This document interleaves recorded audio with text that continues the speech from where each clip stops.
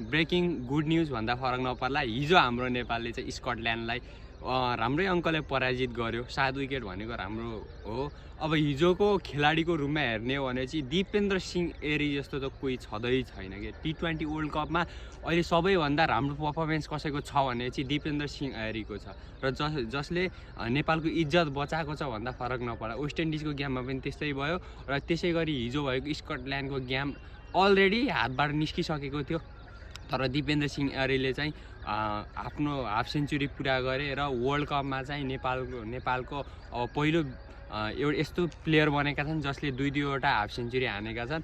उनको चाहिँ पर्फर्मेन्स बबालै थियो, 200 भन्दा एबभको स्ट्राइक रेटमा खेल्दै थियो भने चाहिँ हिजो एउटा पटम पनि प्राप्त गरेको, प्लेयर अफ द म्याच बनेका थिए र बबाल हो। योभन्दा ठुलो कुरा केही हुनै सक्दैन र सबैभन्दा हाइएस्ट रन स्कोरर पनि हुन्। 169 रन उनले यो T20 को 3वटा म्याचमा हानेका छन्।